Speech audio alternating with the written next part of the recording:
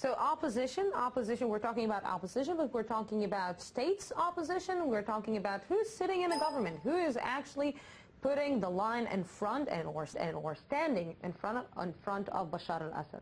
So this is one of the big questions we've all been asking. Politically speaking, the most visible, organized and recognized organization is an organization called the National Coalition.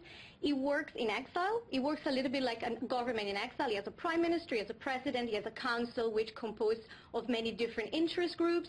It is recognized by the main players from Saudi Arabia to Qatar to United States, United Kingdom and France as the legitimate representative of people. So politically speaking, it's there. Who is in this coalition? A number of different interests. There is the Syrian National Council, the Kurdish National Bloc, there are minorities, there are the Muslim Brotherhood is there represented, secular leaders are there represented.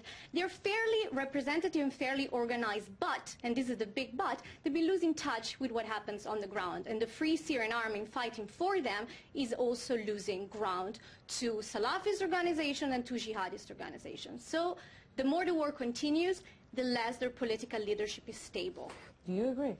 Well, I would agree that there hasn't been a very strong U.S. leadership on getting us out of this Syrian quagmire. There has been some signal on the proliferation stance regionally through the deal that they achieved with the Russians, which avoided a military intervention. I think that's an accomplishment for the U.S. administration in terms of giving a signal on non-proliferation.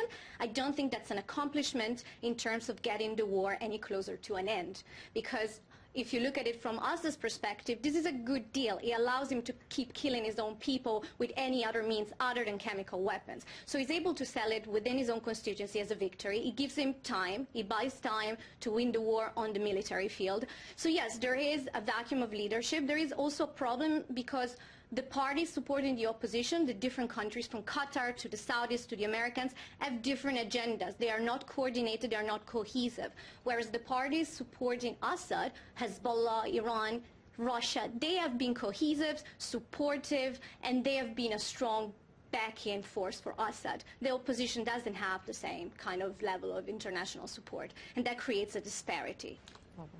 Yeah, I think if you want to understand why this civil war has been dragging so long, you have to go back to this basic fact. That on the one hand, you have an opposition which is determined, which is representative, which is popular, but it's extremely fragmented. They're unable to fight together, and they're starting to fight each other, which definitely doesn't help me beat Assad.